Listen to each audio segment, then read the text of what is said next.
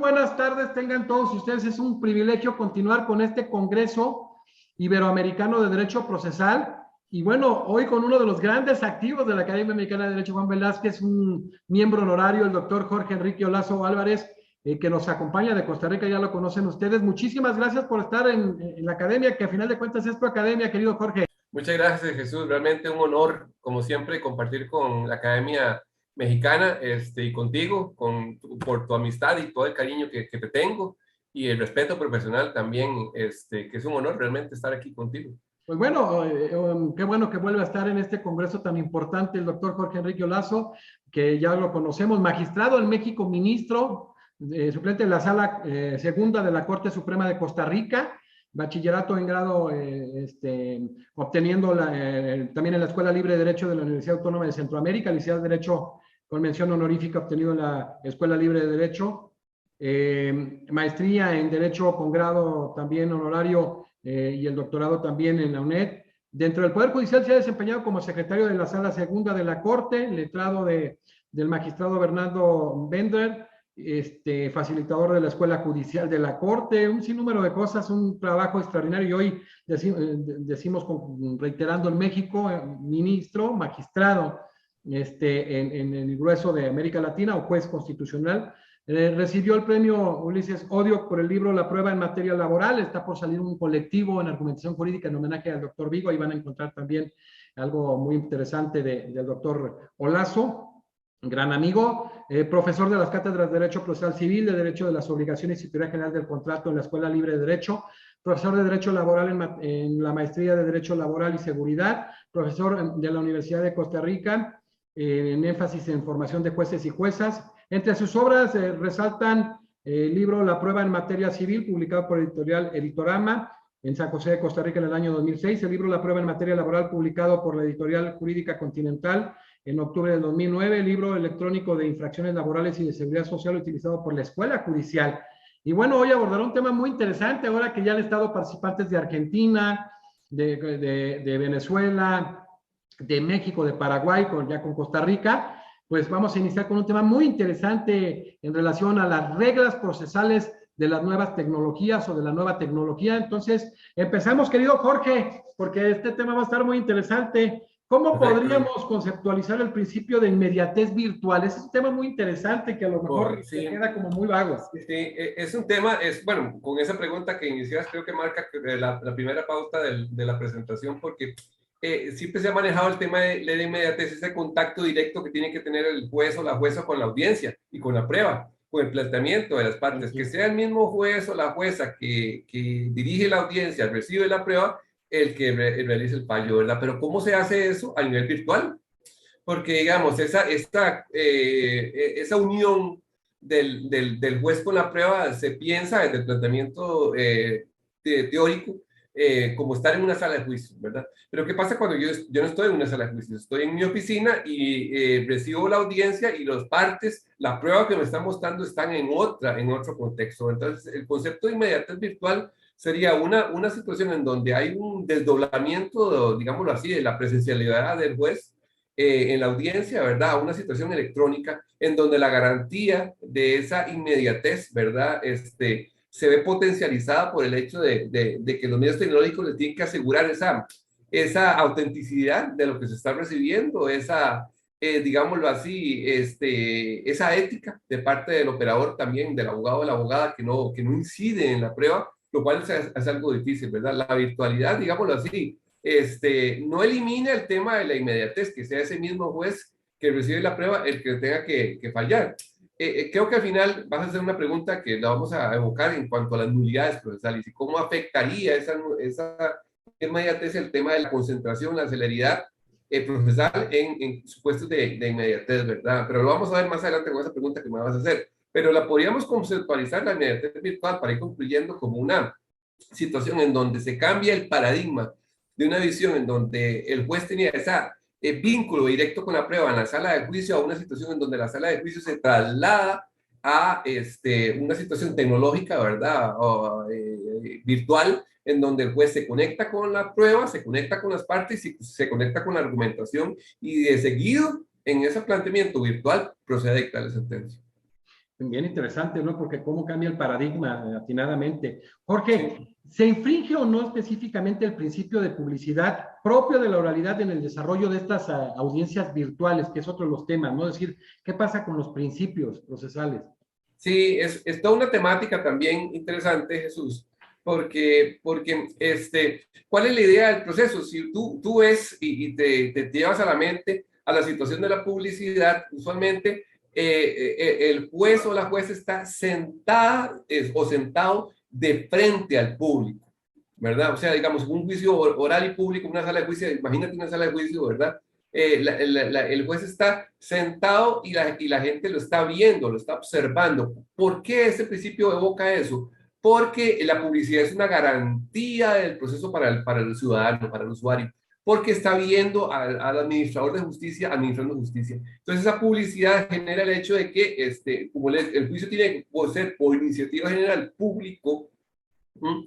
Para brindar esa garantía del proceso oral ante dirían los norteamericanos, los estadounidenses, ante sus iguales, esa situación de que la garantía del proceso se vuelve en el hecho de que yo estoy viendo a la persona dictando el fallo, valorando la prueba, y estoy viendo en juicios de jurado, al planteamiento de los argumentos, pero todo se hace desde el punto de vista de una garantía que la gente esté presente y que pueda haber eso. Ahora, en la inmediatez y en la virtualidad y en la tecnología, esa publicidad se puede potencializar o se puede, digamos, restringir por dos situaciones específicas, porque la publicidad ya no va dirigida al hecho de que, digamos, en una publicidad, un proceso, yo puedo ir a una sala judicial y decir, hoy se va a realizar el juicio de Pepita Pérez contra la empresa X. Y puedo ir a ese juicio. Y puedo acudir, simplemente me identifico y voy al juicio y me siento ahí y percibo todo lo que puedo captar del juicio, si es que me interesa, si soy un estudiante, si soy un periodista, etcétera. Con la virtualidad eso se restringe un poco, porque entonces, como la audiencia es algo en donde partimos de un consentimiento informado entre las partes, porque eso es importante también tenerlo en cuenta, ¿verdad? La oralidad pasa, digámoslo así, por un filtro, perdón, la virtualidad pasa por un filtro distinto.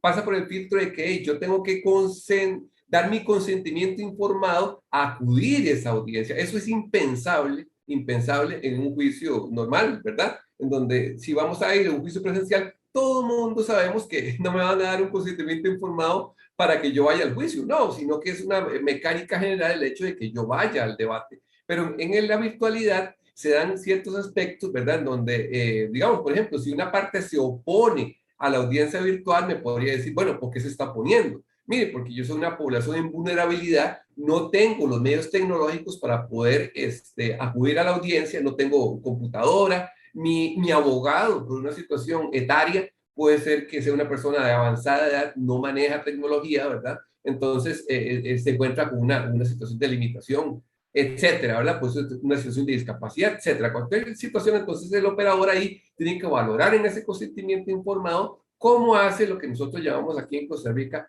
una audiencia híbrida. O sea, que tiene aspectos de virtualidad para una parte, pero aspectos de presencialidad para la otra, ¿verdad? Dotándolo por parte del Poder Judicial de estaciones virtuales, como así lo llamamos nosotros, en donde la persona me dice, no tengo los medios, entonces yo digo, perfecto, el Poder Judicial le brinda los medios. Le brindo la computadora, le brindo la sala y usted siéntese con sus testigos y sus abogados en el espacio virtual que le brinda la corte, ¿verdad? Pero requiere un consentimiento informado, ¿verdad? En ese consentimiento informado, en ciertos procesos, y depende de la naturaleza del proceso, esa publicidad se puede dar de esa forma. Yo puedo indicar, bueno, yo quiero, además de las partes, que asistan a esa audiencia X personas y te doy una lista de correos electrónicos de personas que quieren estar quieren entrar en la reunión, ¿verdad? Y yo simplemente me conecto con sus links y los dices pública. Pero es una publicidad, reitero, digámoslo así, que depende también del consentimiento de las partes. ¿Por qué? ¿Quién me va a dar los links de las personas que quieren oír la audiencia?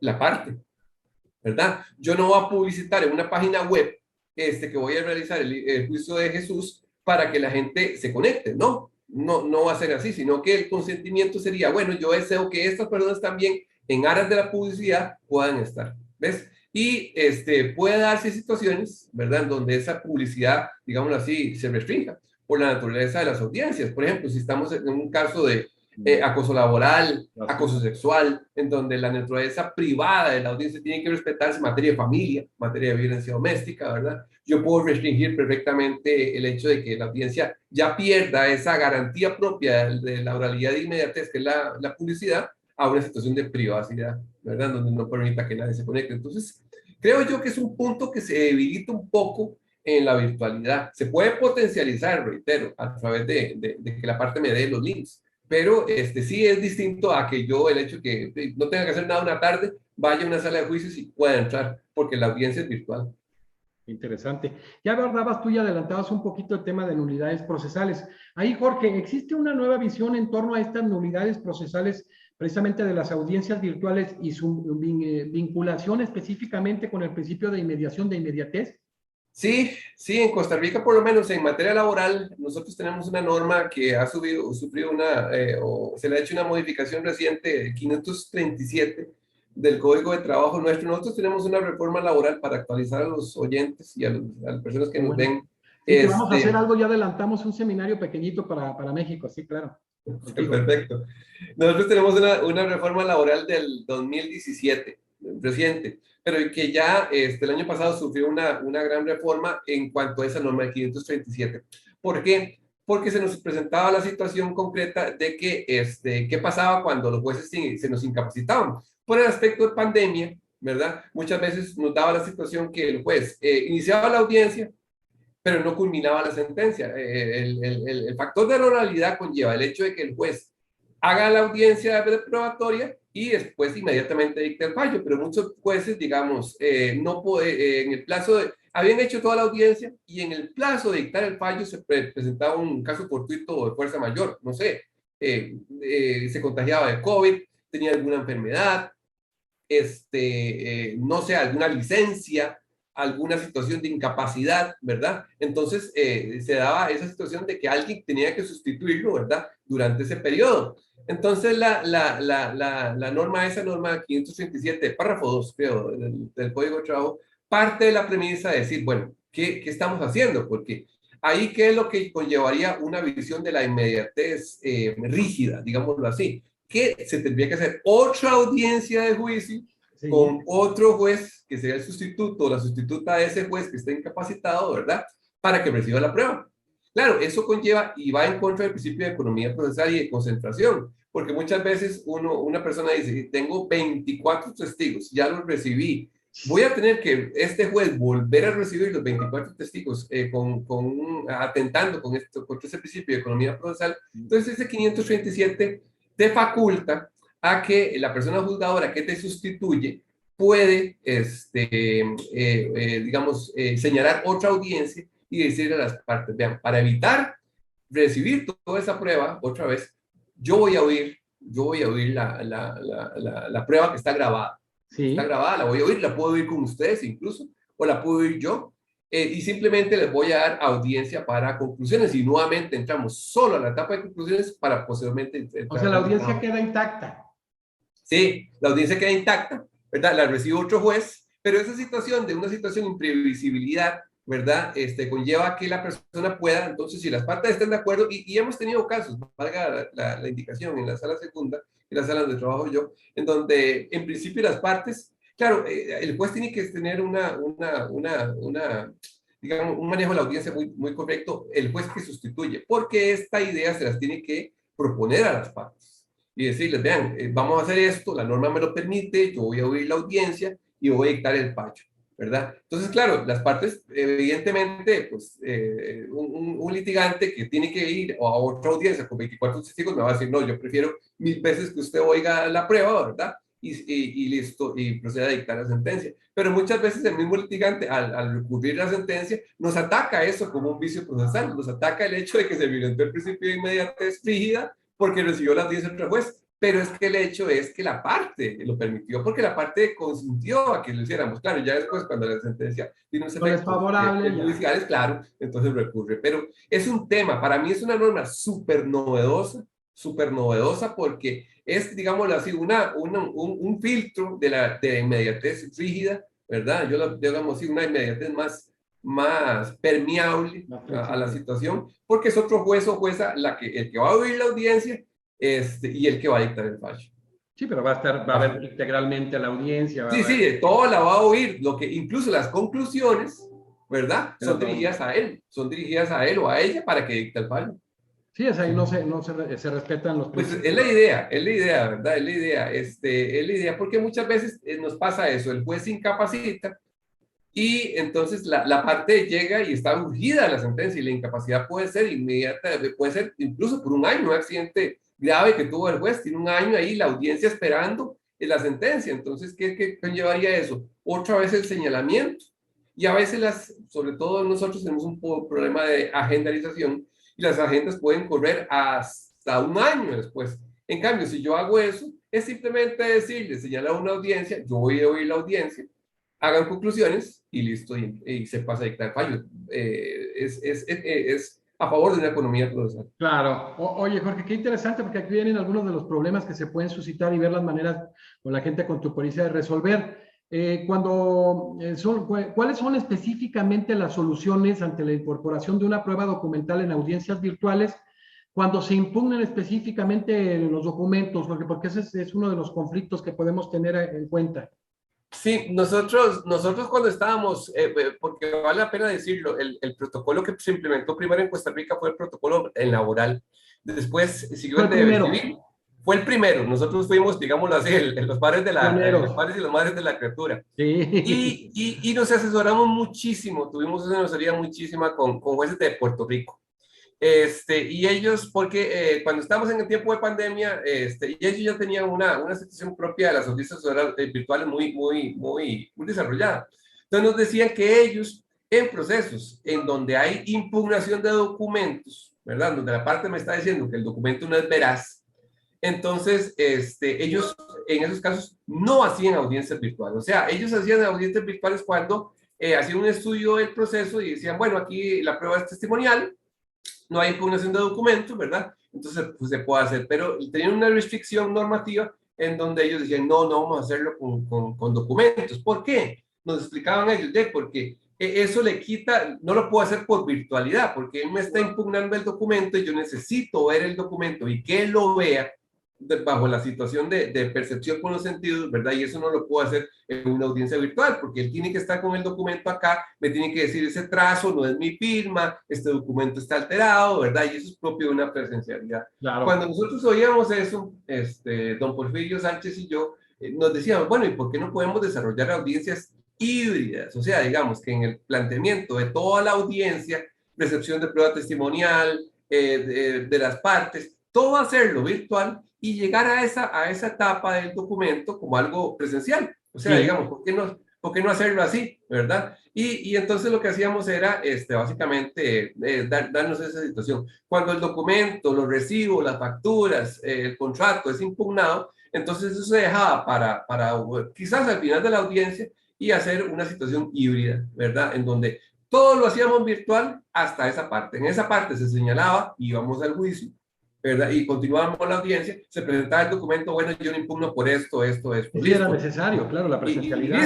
Y listo, y continuamos con lo demás, y ya está. O sea, es que ellos en Puerto Rico nos decían, nosotros no las hacemos, nosotros fuimos de la idea, no, nosotros sí las vamos a hacer, pero las vamos a hacer híbridas, vamos a desarrollar un proceso híbrido. ¿En Puerto Rico no lo hacían? No, en Puerto Rico no lo hacían. Y a nosotros nos llamaba la atención, ¿verdad? En Puerto Rico nos decían, nosotros no. Yo, particularmente con la capacitadora muy buena, yo le hice la pregunta, ¿y por qué no lo hacen? Porque, precisamente por ese problema, porque la virtualidad, ¿cómo hago yo para mostrarle el documento? Entonces digo yo, fácil, con una audiencia híbrida, o sea, hagamos. Claro, ¿y ellos cómo lo solucionaban? Qué interesante, ¿cómo lo solucionaban, Jorge, ellos en Puerto Rico? Sí. Jorge, en Puerto Rico, ¿cómo solucionaban este problema en cuanto a... No señalaban, lo hacían en audiencias presenciales. O sea, ellos agendaban procesos virtuales y eso los iban dejando para cuando pasara la pandemia. ¿Ves? Entonces decía uno, qué difícil eso porque es que puede ser incluso una maniobra procesal de una de las partes, ¿verdad? Que te dice, te impugna el documento y con eso dice, ya con eso la audiencia se me corre, porque no me la van a hacer virtual, ¿verdad? En Claro. cambio nosotros, no, se puede hacer, nada más que la hacemos híbrida, ¿verdad? Esa fue la Qué solución interesante, qué buena que nosotros solución, ¿eh? creamos. Oye, Jorge, Sí, bueno, abordó mi querido Jorge a Porfirio Sánchez, otro también con mucho ministro en gusto. México, magistrado de la Corte Suprema, un excelente amigo de nosotros, que estuvo con nosotros. Fíjate, ahí Jorge, cuando estaba el tema de la pandemia, hicimos un diagnóstico y cubrimos Iberoamérica, estuvo Porfirio y estaban los ingenieros que hicieron el trabajo. Y en América Latina, quien había tenido algo anterior ya lo abordó un poquito en este congreso Fernando Barrio Canal, el expositor de Paraguay, eran los famosos jueces digitales, que ya los Mm, tenían como 4 años antes. La primera había sido una amiga de nosotros, Vivian López, que luego, ojalá que también te ponga en contacto con ella, vale la pena el intercambio. Y en este mm. sentido, ellos habían avanzado, pero Costa Rica empezó a avanzar rápidamente, ya vimos por qué. Ustedes, porque España estaba Barabón, México, salvo Guanajuato y Nuevo León, habían crecido muy bien en el tema, lo implementaron rápido, pero había otros estados con muchos conflictos. Y en varias partes de América Latina, Chile muy bien también, tenía un manejo con la Defensoría Pública y la Corte Suprema muy directo a través de convenios, muchas cosas interesantes, pero ustedes han avanzado a la fecha y generaron una actualización sobre todo en la codificación en materia laboral. Sí, sí, ya te digo, la idea de nosotros siempre ha sido como que los protocolos, porque tenemos protocolos en todas las materias, ¿verdad? Sí, Pero la idea es incorporar esos protocolos sí, ya a la normativa procesal. O sea, digamos, porque la otra solución sería diseñar todo un capítulo dentro de las reformas procesales en cuanto a audiencias virtuales. Y nosotros decíamos, no, más bien lo que hay que hacer es que la ley autorice las audiencias virtuales, los protocolos ya creados. Entonces es como más bien crear que la ley le brinde un carácter a lo que la Corte tuvo que crear. Por esos protocolos nosotros los creamos básicamente los magistrados y las magistradas para solventar ese problema. De hecho, eso que dijiste de España es muy importante porque cuando nosotros enviamos este protocolo nuestro, el laboral, a España, nos lo dijeron que lo habían tomado a ellos como ejemplo sí, para el de ellos, ¿verdad? ese Lo cual estaba a en nosotros nos verles. lleva mucho orgullo. Oye, Jorge, y esta implementación se hizo nada más en el código en materia laboral o se manejó en los demás? No, esta que me preguntas de las nulidades procesales, Sí, las unidades procesales. solo está prevista para materia laboral. Solo está prevista. Nosotros, digámoslo así, fuimos pioneros en eso porque yo no tengo ninguna norma así que me diga que puedo rescatar a la audiencia, como lo puedo hacer en laboral. No tengo una norma así en civil, ni en familia, ni en contencioso administrativo. Es una norma específicamente laboral. Y la idea del legislador que la hizo, ¿verdad? Que creo que fue el diputado Villalta, fue por la materia laboral, porque quizás el que más se ve afectado por el atraso de audiencias y por no a poder retomar esa prueba evacuada por el otro juez es el trabajador, porque se le afecta muchísimo en sus derechos laborales y tiene que esperar otra audiencia, ¿verdad? Y que se reciba otra vez prueba. Entonces, quizás tiene una visión más social, más propia de la materia laboral, pero en otras materias no conozco que haya, digamos, proyectos de reforma solo en laboral quedó eso así. Qué interesante, ¿no? Porque sería buscar la manera de también en que todo Sí, esto se tome en todas las sí, materias procesales. Ya estuvo Jorge López, amigo ah, tuyo y mío, en el Congreso, sí. y desarrollaba todo este tema de las tecnologías y la oralidad, y vemos que han avanzado muchísimo. Jorge, aquí algo bien importante. Hablaste tú y avanzaste en relación a las audiencias híbridas, al de cómo se pueden desarrollar. Sí. Parte presencial, parte virtual. Es muy común, ya lo dijiste tú, en cuestiones de limitaciones económicas. ¿Qué otras condiciones de vulnerabilidad podemos manejar en relación con esto del Bueno, tema? abogados adultos, que son personas adultas mayores, ¿verdad? En donde el abogado, por esa brecha tecnológica, ¿verdad? No maneja tecnología. Entonces, digamos, y le cuesta manejar una computadora así como lo hacemos tú y yo. Entonces, la persona dice, no, yo no puedo. ¿Cómo explicarte? Cuesta mucho que el abogado o la abogada te lo diga, porque evidentemente tiene una situación profesional donde le da vergüenza tener esa limitante. Entonces, creo yo que por un aspecto de básicamente de desarrollo del procedimiento laboral, nosotros a los jueces y a las jueces laborales les decíamos, busquen al abogado, llámenlo, Cuando el abogado no les conteste, porque nosotros pedíamos ese consentimiento informado para la audiencia antes, y damos un plazo y no contestaban. No hay nada, no hay ningún problema con esto, llámenlo. Mi licenciado, ¿qué problema tiene? ¿Por qué no me contestó? Y muchas veces las juezas me comentaban a mí, mire, es que he tenido ocasiones donde el abogado me dice, yo soy un adulto mayor, no dispongo de la tecnología para hacerlo. No se preocupe, nosotros aquí le damos esa estación virtual, le ponemos la computadora, se la dejo armada, entran los testigos y simplemente, ¿cómo se llama? Es como si usted estuviera sentado ahí. Entonces, la tecnología no puede ser una barrera, más bien la tecnología la tiene que incorporar desde el punto de vista de ser una solución. Yo pienso que la pandemia, dentro del peor que nos pudo haber traído, también nos trajo, bueno, beneficios también desde el punto de vista de la estructura de los despachos judiciales. Ya ahora el Poder Judicial nuestro no piensa en salas de juicios grandísimas, sino que piensa en estaciones virtuales, ¿verdad? En donde la sala de juicios sea una sala en donde el juez esté sentado y pueda conectarse a distintas regiones del país sin necesidad que la gente viaje. Imagínate un país tan grande como México, ¿verdad? En donde Claro, un Brasil, abogado tendría que litigar en otro estado, ¿verdad? Y tenía que trasladarse con el la peligro economía que puede procesa los conllevar. gastos de desplazamiento, aviones, Exactamente. estancia.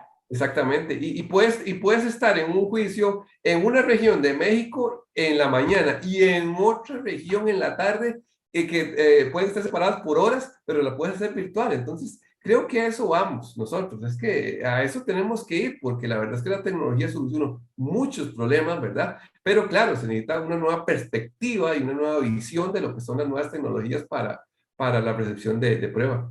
Pero qué interesante, por ejemplo, ya lo abordaron varios juristas de diversas áreas de América Latina, ahora falta España también, pero Jorge, en el caso de la cultura jurídica que conocemos en Costa Rica, con todo lo que se ha venido dando, ah, ¿hubo alguna resistencia? Digo, esos casos concretos de personas que no manejaban las tecnologías, porque, por ejemplo, en México, mucho antes, cuando se da la reforma en materia de amparo, la reforma constitucional del 6 de junio del 2011 y luego la nueva ley de amparo del día 3 de abril del 2013, ya se incorpora todo este tema, pero había ido más lento y ahora se aceleró. De veras, el Poder Judicial Federal de México, mi respeto, es un ejemplo ahí de lo que es el expediente electrónico, que ya lo tienen ustedes también en todas las Sí, áreas, sí. que así debe ser a nivel de tribunales de juzgados. ¿Hubo alguna resistencia? Vamos a quitar ajeno a alguien que manejar estos temas en relación a principios, como dijiste tú ya, publicidad, inmediación, con relación a la oralidad. Sí, sí, hubo presencia de ambos bandos, digámoslo así, tanto de las personas operadoras del derecho, abogados litigantes, como de jueces y jueces. Como todo, es que todo Claro, cambio siempre va a pasar. genera eso. Yo cuando explicaba esto decía, por dicha uno está en esta etapa de la vida que le permite a uno, ¿cómo se llama? Tener estas condiciones, ¿verdad? Que es como una frontera nueva, es como algo nuevo, ¿verdad? Es que cuando uno lo tiene en un status quo muy, muy seguro de todo lo que es el sistema, pues uno se desarrolla y hasta que te digo, profesionalmente es aburrido, ¿verdad? Pero cuando tenés que implementar situaciones nuevas o retos nuevos desde el punto de vista de tu desarrollo profesional, la tecnología te abre esto para mí fue como un actualizarme en muchas situaciones y para muchos también es un cambio. Para un juez que nunca en su vida ha recibido audiencias virtuales y nunca ha estado conectado con las partes y solo ha recibido audiencias físicas y abogados y abogadas que están acostumbrados a esta situación, es un cambio, Cambio de ¿verdad? Es un paradigma, cambio de totalmente. perspectiva, totalmente, ¿verdad? Se Porque siente digamos, que es empezar de cero, ¿no? O sea, se facilita a las nuevas generaciones, pero los anteriores se complica. se le complica porque, digamos, es la modalidad solo del teletrabajo, ya la sola modalidad del teletrabajo conlleva una situación, porque tu sala de juicio es tu casa, tu Claro. casa. Entonces, digamos, estás acostumbrado al silencio de una sala de juicio. En cambio, en tu casa se oyen los niños, se La oyen los paz. perros ladrando, los vecinos gritando, etcétera. Pero es algo que es parte de la vida y es humano. Para mí es que es un contraste entre la tecnología y lo humano. Claro. Nosotros nos tecnificamos, pero a la vez nos humanizamos más, porque nos damos cuenta que puedo hacer el trabajo en la casa y que puedo hacer audiencias en la casa, ¿verdad? Y mucho era la situación, los cuestionamientos era el tema de la inmediatez, el tema de que cómo controlo yo que el testigo no está siendo de alguna forma inducido por el abogado del otro lado de la pantalla, ¿verdad? ¿Cómo Sí. controlo yo que no le están pasando a su teléfono mensajes y le están diciendo cómo declarar? ¿Cómo controlo Una yo? seña. Sí, una seña, ¿cómo controlo yo? Y yo me hacía es una pregunta, ¿cómo controlo yo eso en una audiencia presencial también? O sea, digamos, es que es dificilísimo, si tú lo ves, un testigo sale a una audiencia de juicio, rinde su testimonio y se va para su casa. ¿Cómo controlo yo que ese testigo no tome su teléfono inteligente y le mande al otro testigo que va a declarar un resumen de todas las preguntas que le hicieron y lo que él contestó? No lo puedo controlar. Entonces, ¿cómo le pido yo a un juez en una audiencia virtual que controle cosas que no puedo Posible. controlar en una Sí. presencial? Es que no, no, no, no, no. Para mí es una situación básicamente también de darles el peso que corresponden a los abogados y a las abogadas. Porque si yo veo una inconsistencia en la declaración, si veo que el testigo está robotizado desde el punto de Sí, vista de lo que me está contestando diciendo, idéntico, sí, claro, el eleccionamiento. ya uno, bueno, mire, las preguntas que tú le hagas, el manejo del interrogatorio, que tú le hagas como abogado, ¿verdad? Vas a mostrar esas discrepancias y me las vas a demostrar en tus conclusiones.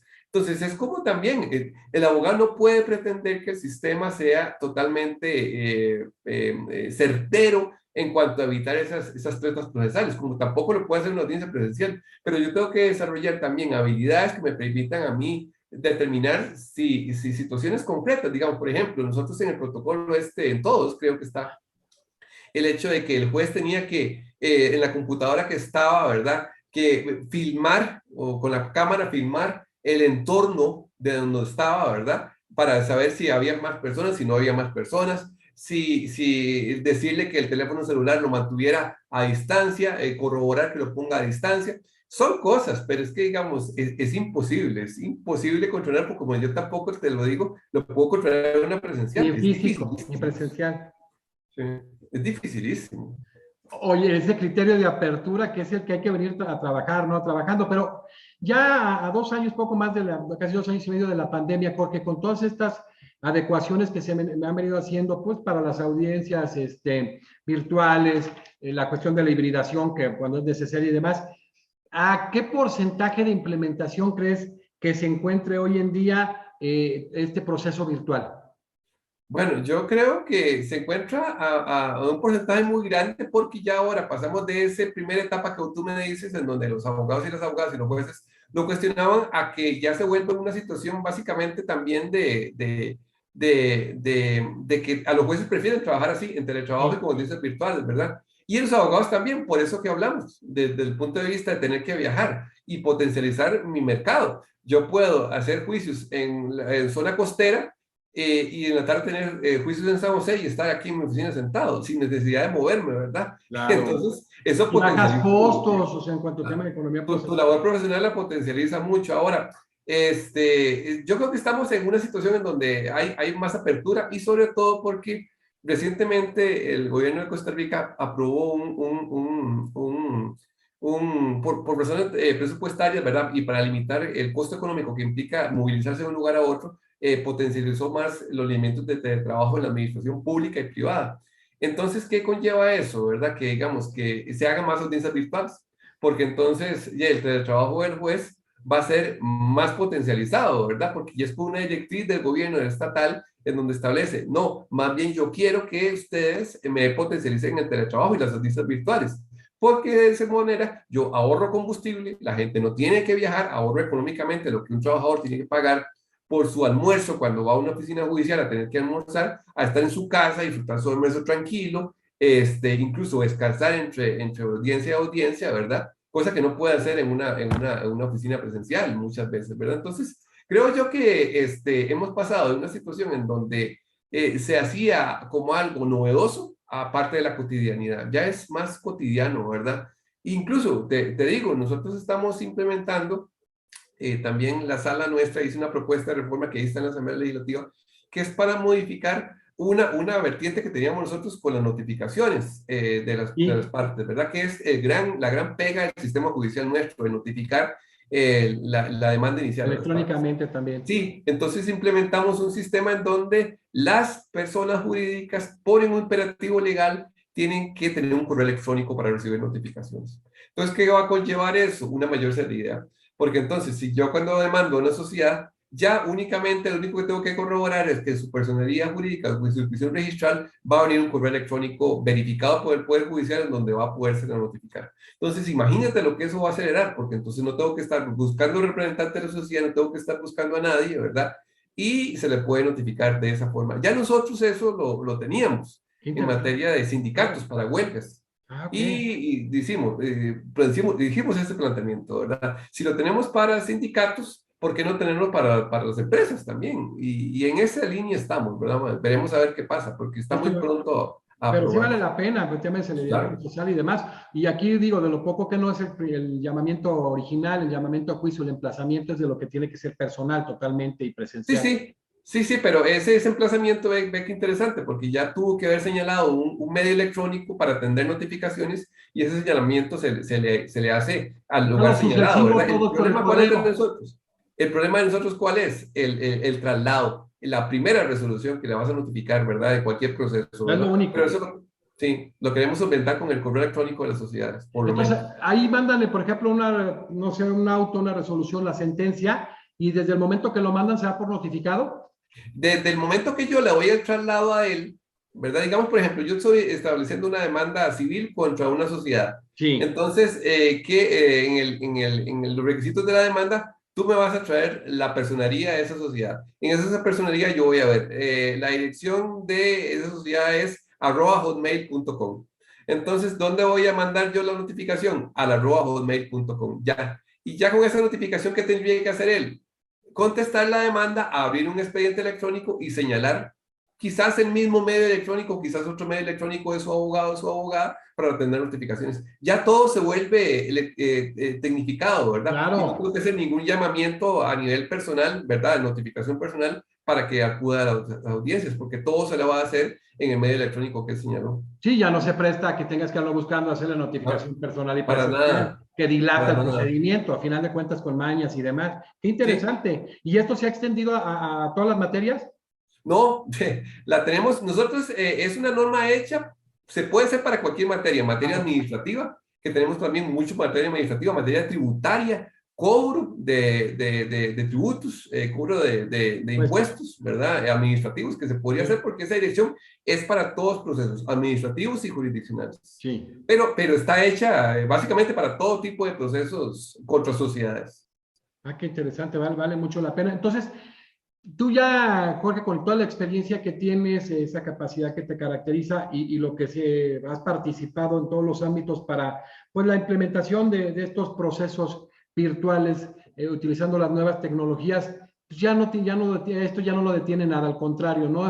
Todos los principios se respetan, no hay ninguna violación del debido proceso de ley, no hay ninguna violación que tengamos nosotros que cuestionar en relación a tutela judicial efectiva, acceso Pues, a la justicia, al contrario.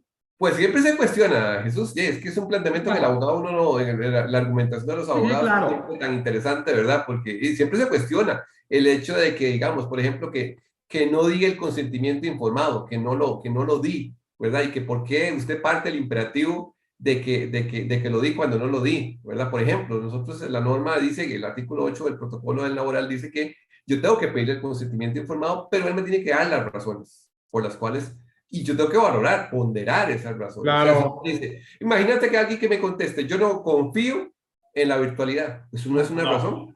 No es una razón. no, pues no. No es una razón.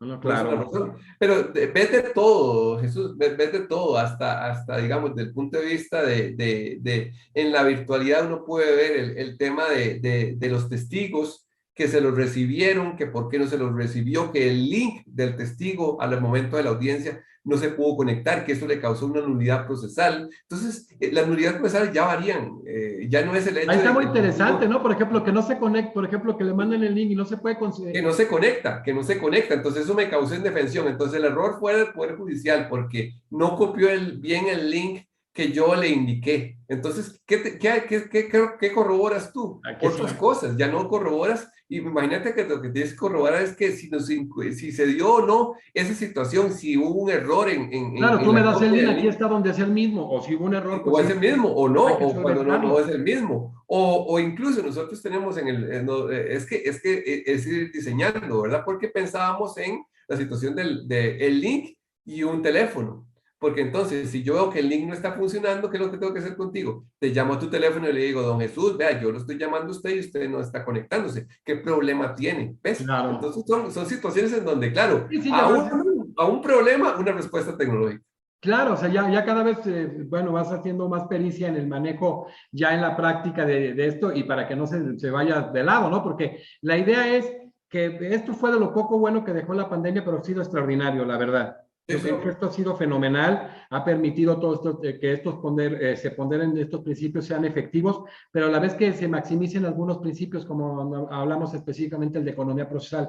Entonces, eso es muy importante, sobre todo lo decíamos nosotros en temas de costos, en temas de poder desahogar con mayor celeridad cada uno de los procesos. Y a final de cuentas, vinculado a la oralidad que ya existía en el grueso de los procedimientos, pues también lo ha venido ajustando y yo creo que eso le ha permitido adaptarse más rápidamente, ¿no? Incluso velo desde el punto de vista de la economía. Cuando tú tienes un testigo y un testigo tiene que venir a la audiencia, si eres su patrono y tiene que pedirte permiso para ir a la audiencia, ¿verdad? Tú pierdes ese día de trabajo porque él Exacto. tiene que viajar a veces a grandes distancias y pierde el tiempo. En cambio, si yo lo tengo conectado y él tiene un teléfono inteligente o tiene una computadora, simplemente yo le envío el link ahí, él puede estar en su oficina, no tiene que perder todo el día de trabajo, que eso sería un aspecto económico que incide en las empresas, ¿verdad? Sino que él está en su oficina, en su lugar de trabajo, puede conectarse y decirme, ok, aquí estoy conectado. No tiene que estar pendiente a que el juez Jesús Naveja pase a la audiencia, a estar todo el día esperando, sino que simplemente él está pendiente únicamente del link y cuándo se va a conectar. Yo le envío el link y le digo yo, conéctese, lo recibo una hora y ya, chao, ¿verdad? No perdió tanto tiempo. Es que la tecnología te Maravilloso. asegura todas esas cosas. Oye, Jorge, ha conflictuado un poquito a lo mejor el desahogo de ciertas pruebas, veíamos la pericial. ¿Alguna otra prueba que a final de cuentas ya esté en ese proceso evolutivo y se haya adaptado todas estas nuevas tecnologías dentro del proceso electrónico, pero que haya complicado en su momento más el desahogo? ¿Cuál prueba pudo haber sido? Yo creo que la misma prueba tecnológica, porque, claro, ahora tú con un teléfono celular te vuelves, es un medio probatorio interesantísimo desde el punto de vista de la grabación, ¿verdad? El tema de grabar a una persona, ¿verdad? Desde el punto de vista de la intimidad, los derechos de la intimidad, lo que puede conllevar eso, si esa prueba espuria o no, lo que puede captar un teléfono, ¿verdad? Y su posible incorporación de como los medios probatorios, creo que esto es lo más interesante desde el punto de vista de la tecnología, porque el otro día con don Porfirio estábamos comentando eso, ¿verdad? Digamos, ¿qué tema desde el punto de vista de cómo ofrezco la prueba? Imagínate, yo te ofrezco la prueba y te digo, usted puede accesar a ese documento o accesar a ese video a través de esa dirección de correo electrónico, ¿verdad? Y te lo pongo así en la demanda, ¿verdad? En el documento, te lo pongo así. Entonces, digamos, realmente yo estoy dando un derecho al contradictorio ahí, ¿verdad? Porque, digamos, ¿qué tema? Porque yo tengo que accesar para poder ver el tema desde el punto de vista del contradictorio que podría ejercer la otra parte. Tendría que entrar al medio electrónico, ¿verdad? Ver la prueba y decirme, bueno, no, yo impugno esa prueba por esto, ¿verdad? Pero de todos modos, ¿cómo puede el juez, desde el punto de vista de la audiencia como tal, corroborar las opciones que puedo tener yo a esa prueba que está colgada en esa dirección de correo electrónico, que puede ser cualquier Dropbox o cualquier archivo de una página de una nube, incluso de una nube? Entonces, digamos, ¿qué conllevaría eso? Es algo que no se regula, pero que se rige por un principio tradicional de la contradicción, del contradictorio. ¿Qué es lo que tendría que hacer uno ahí? Básicamente, yo en la audiencia de prueba, conectarme en la audiencia de prueba a ese lugar, mostrar lo que estamos bajando ahí, ese texto, y que la parte me dice, no, yo impugno esto, yo impugno esto, yo impugno esto y yo impugno esto. Entonces yo como juez, entonces sí puedo entrar a valorar. Pero el tema de que yo le dé un contradictorio desde el punto de vista de la audiencia y no tenerlo en la fase demostrativa, esa posibilidad de que el juez se vincule, vuelva al inmediatez virtual, se vincule con la prueba y que le puedan decir, esto está incorrecto, esta grabación está mal, este texto está alterado, es algo que tengo que, a pesar de que yo tenga que hacerlo electrónico, lo tengo que hacer dentro de la audiencia. No, no por eso, digámoslo así, el mecanismo que utilizo yo no me puedo quitar el contradictorio, ¿verdad? El hecho de que esté en una página web X, ¿verdad? No implica que yo no pueda bajarlo y podamos verlo, ¿verdad? En la audiencia. Oh, qué interesante, la verdad que da para mucho porque de hecho vienen muchas invitaciones, tu agenda es tremenda entre todo lo que haces en la corte y luego que eres un futbolista de esos de buen nivel, mi querido Jorge. Eso lo dices tú, Jesús, gracias. No, así es de que vamos a seguir trabajando juntos, la verdad ha sido un gusto como siempre tenerte aquí con nosotros y que en la academia has hecho un trabajo muy importante, de hecho vamos a hacer la presentación muy pronto de una obra que se va a publicar en varios países en el tema de argumentación jurídica, donde escribe con nosotros el doctor Jorge Enrique Olazo Álvarez, y vamos a generar algo también con este tema de derecho procesal con todos los ponentes que son extraordinarios en Iberoamérica. Muchísimas gracias, querido Jorge, por haber estado una vez más ahora en este congreso tan importante en derecho procesal a nivel iberoamericano. Un gusto haberte tenido. Gracias, Jesús. Un abrazo como siempre y saludes a todos, a todas y estamos para servirles. Voy a estar un ratito afuera del aire contigo, Jorge, pero vamos a despedir hoy al doctor Jorge Enrique Olazo Álvarez, ministro para nosotros de la Sala Segunda de la Corte Suprema de Justicia de Costa Rica, una de las más prestigiosas de América Latina, premio Ulises Odio, profesor de cátedras de Derecho Procesal Civil, de obligaciones, de un sinnúmero de materias en la Libre de Derecho, en la Maestría de Derecho Laboral y Seguridad de la UNED, en la escuela en relación a profesor de la Universidad de Costa Rica en formación de jueces y juezas y miembro honorario de la Academia Mexicana de Derecho. Un gusto haberlo tenido hoy al doctor Jorge Enrique Olazo Álvarez con el tema reglas procesales de la nueva tecnología. Extraordinario. Seguimos en contacto y nos vemos en la siguiente conferencia. Gracias a todos.